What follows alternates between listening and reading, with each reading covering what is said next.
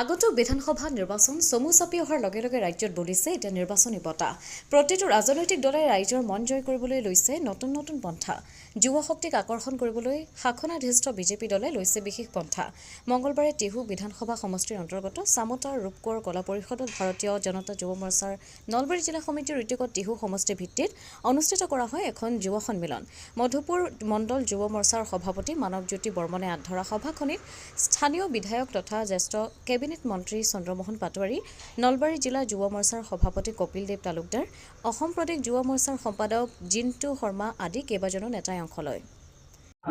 আজি আমাৰ যুৱ মৰ্চাৰ আমাৰ ষ্টেটৰ যুৱ মৰ্চাৰ নিৰ্দেশ মৰ্মে আজি আমাৰ নলবাৰী জিলা যুৱ মৰ্চাৰ তত্বাৱধানত আমাৰ টিহু সমষ্টিৰ যুৱ সন্মিলন হ'ল আৰু এই যুৱ সন্মিলনত গোটেই টিহু সমষ্টিৰ বিভিন্ন ঠাইৰ পৰা বা বিভিন্ন মণ্ডলৰ পৰা আমাৰ সদস্যসকল আহিছে।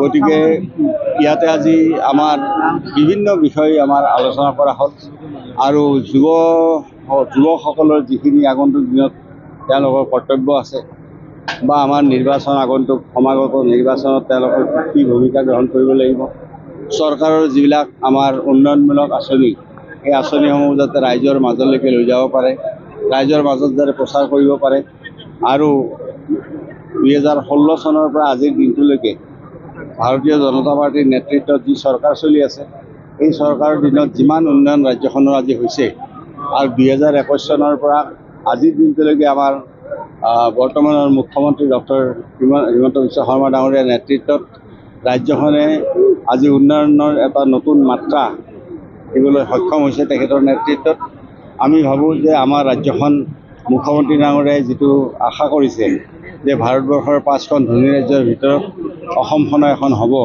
গতিকে আজি যিটো গতিত উন্নয়ন আৰম্ভ হৈছে, উন্নয়নৰ মাত্ৰা বা গতি, গতিকে আমি ভাবোঁ যে আগন্তুক দিনত ৰাজ্যখন ভাৰতবৰ্ষৰ এখন ধনী ৰাজ্যৰ ভিতৰত এখন নিশ্চয় হ'ব। গতিকে সেই উন্নয়নমূলক আঁচনিসমূহৰ জৰিয়তে কেনেকৈ আমি ৰাজ্যখনক আগবঢ়াই লৈ যাম, আমি ৰাইজৰ মাজত এই উন্নয়নৰ বাৰ্তাটো যাতে আমি লৈ যাব পাৰোঁ, তাৰ কাৰণে যুৱ মৰ্চাৰ কি কৰ্তব্য হ'ব, সেই আটাইবিলাক কথা আজি এই মিটিঙৰ জৰিয়তে আমি আলোচনা কৰিলোঁ। গতিকে আজি যুৱ মৰ্চাৰ আমাৰ নলবাৰী জিলা আৰু ষ্টেট যুৱ মৰ্চাক আমি ধন্যবাদ দিছোঁ যে তেখেতসকলে ইমান নিয়াৰিকৈ আৰু ইমান সুন্দৰকৈ আজি এই যুৱ সন্মিলন তেওঁলোকে কৰিব পাৰিলে, অনুষ্ঠিত কৰিব পাৰিলে। কাজিৰঙাত গড়ৰ সমান্তৰালভাৱে বাঘৰ সংখ্যা বৃদ্ধিৰ বিষয়টো কাজিৰঙাত বাঘৰ সংখ্যাটো বাঢ়িছে।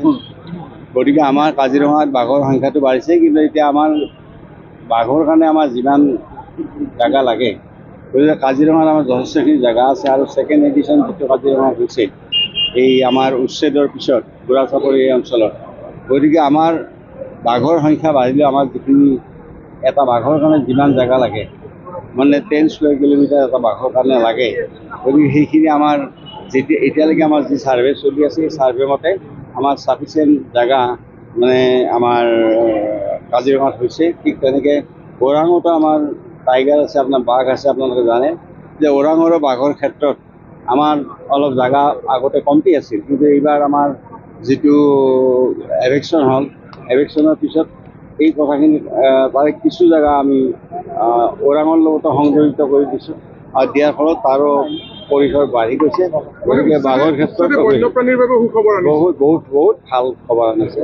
গতিকে উচ্ছেদৰ ফলত সেইবিলাক বনাঞ্চল আছিল, ফৰেষ্টৰ মাটি আছিল, গতিকে তেওঁলোকে উচ্ছেদ কৰাৰ ফলত এতিয়া তেওঁলোকে এটা মুকলি বিচৰণ কৰিবলৈ সক্ষম হৈছে। আৰু আপোনালোকে জানে যে বুঢ়াচাপৰিত আমাৰ উচ্ছেদৰ পিছত তাত গড় আহিছে, বাঘ আহিছে। গতিকে ঠিক তেনেদৰে বুঢ়াচাপৰি উচ্ছেদৰ ক্ষেত্ৰত আজি বিভিন্ন জন্তু আমাৰ কাজিৰঙাৰ পৰা তেওঁলোকে বিচৰণ কৰিবলৈ পাৰিছে। আৰু তাৰ উপৰি আমি ওৰাঙতো আজি আমাৰ বাঘ আৰু অন্যান্য জীৱ জন্তুসমূহৰ কাৰণে যথেষ্টখিনি সুবিধাজনক হৈছে।